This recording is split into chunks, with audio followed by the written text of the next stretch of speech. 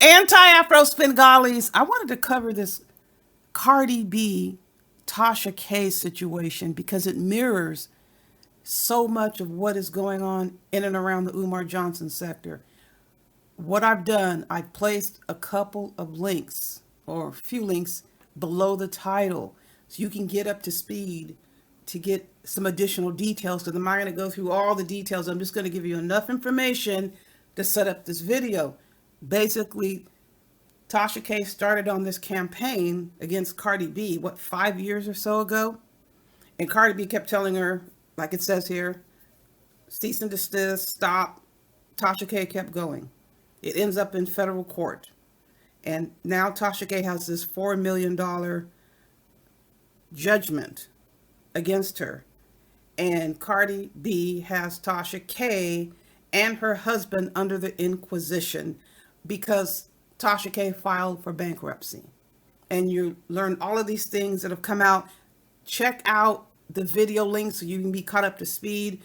What I wanted to focus on is what drives a situation like this. And when I say what drives a situation like this, you come onto social media, you come on like initially, you don't know people on social media in most instances when you first come here, and you proceed to give a view or an opinion about something, and you have certain elements, certain individuals who will come hard, they will come strong at you personally, and they will carry this anger, this hostility, this resentment, this disdain. This is based on hearing you speak on a video about a topic or about a person.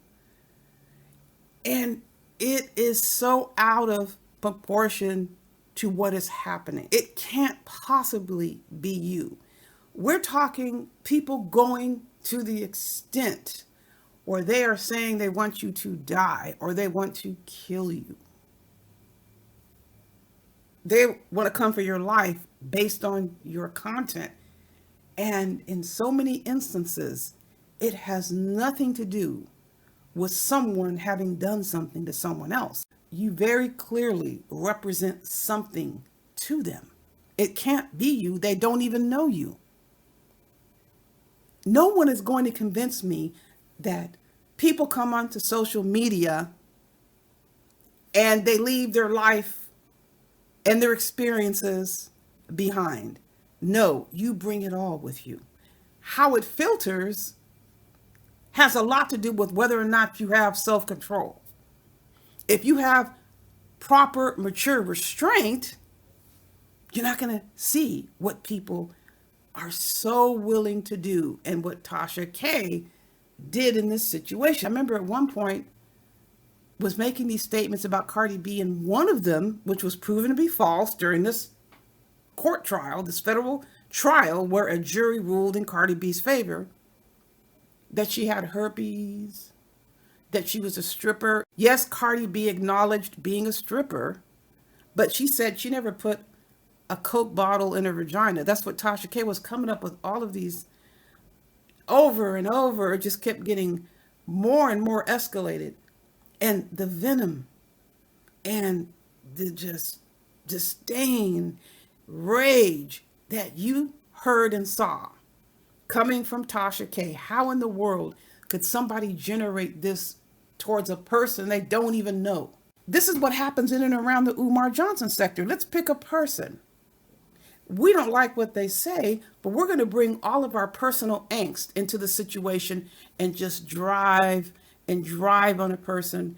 And every negative thought and feeling that I have or experience that I dealt with that's not resolved, I'm going to transpose it on this target here. No one's going to convince me otherwise when it comes to Tasha K. That didn't occur. One thing that Tasha K said that really set the alarm bells off for me. I watched her show at the very beginning when she first came on. She was on doing I think it was a short video, and somebody had said something to the effect, and this is before the Cardi B situation, gosh, you're going so hard on that person, or Do you have to be so rough, or something to the effect? Listen, I don't give my own mama a break. Something to along those lines. And I knew right then and there, this isn't about this person. I mean, you just interviewed this person. I don't even remember who the person was. But it seems that she gets nice and sweet to get an interview.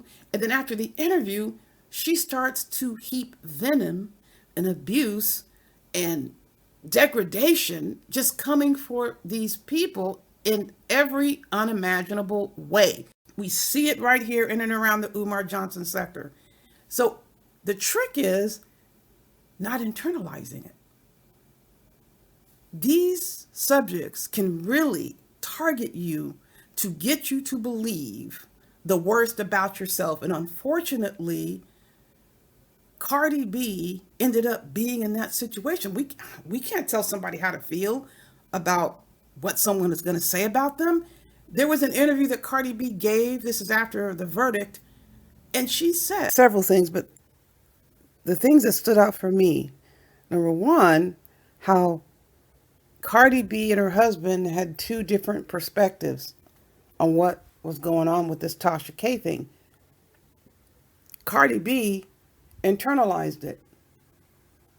Her husband is like, F these MFers.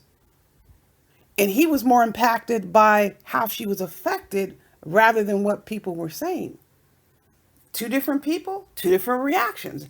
I don't interpret it to mean he didn't care. He tends to adopt the attitude that I have. By and large, F these MFers. Who cares what they have to say?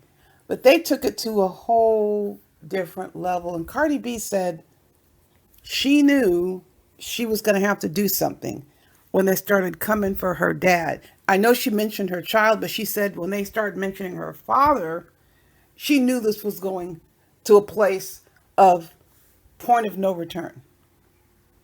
It had such a wide-ranging negative impact on her. That's the whole goal. Immediate gratification of wanting what you say in the moment being accepted, and you want to get paid for it. Oh, they're piling the money on. And Tasha K felt more and more pressure to get more information, so she kept telling more lies. And then she added extortion to it, or at least tried to. Okay, you don't have herpes? Okay, you didn't put the bottle in your vagina? Okay, so come to my show and defend yourself. If Cardi B gone over to that channel and set for those interviews, there would have been money generated. She would have forced Cardi B to generate revenue. For who? Tasha K. You mean to tell me Tasha K was going to turn around and give Cardi B that money that she would have generated had Cardi B agreed to show up and defend herself on her channel? The identical behavior you see here in the Umar Johnson style. Okay, I can't get you to respond or react the way I want you to. Now I'm going to go to your pages. Now I'm going to look into your chats or your Instagram, and I'm going to pick out people in there, and I'm going to start making up shit about them. That's exactly what she did. The same damn methods. You see that here. Okay, pay somebody so you can hear what someone says or don't hear what someone says. I can't get it by super chat. I can't get it by any other monetization because I can't be monetized. So I'm going to extort the money. These immediate gratification tactics always blow up in the culprits' faces. Look at the Tasha K situation. She may have gotten that money on the spot, but look where she sits now, under inquisition in federal court, and her husband is going to have to sit for a grueling question and answer session where every aspect of his life financially has been requested through the court. We don't know exactly what the court is going to rule on as far as what they will be legally allowed to ask for, but I don't see the reason why the court wouldn't allow it. It's pretty much like a divorce case. When you're dividing assets and they tell you you're not supposed to be moving assets, you're not supposed to be trying to hide things, everybody has to disclose every nook and cranny of their financial situation. And this is the situation going on with Tasha K. Was it worth it? The immediate gratification was so fulfilling, right? This is the same shit we see here around the Umar Johnson sector, dumping all that bullshit. For how many years? How many campaigns did he run against me? Did he run against Gerald? Did he run against our friends and supporters? Now he has to pay the piper. He's going through all this shit right now. It's his fault. You think I'm going to sit here and feel sorry for somebody who's been harassing me and abusing me and targeting my friends for 5 years because he couldn't get the reaction out of me that he wanted? He's the one in all the trouble, not me. The same thing here. We're not in any trouble. What trouble are we in? These subjects have all this actionable conduct, just like Tasha K. And because she kept running her mouth, she wanted people to believe and think that she could. They were willing to pay for all the crap that she did. They wanted her to continue to pile on Cardi B. Here's more money. Here's more money. But where are these 1 million plus subs now? She's got 1 million plus subs who are willing to pay for this garbage, but they're not coming forward to bail her out of this. She's got a $4 million judgment. She owes all these taxes to the IRS. Where are these supporters? It isn't worth it, but you can't tell these folks anything. You can't tell them a damn thing. You can't tell these demons anything.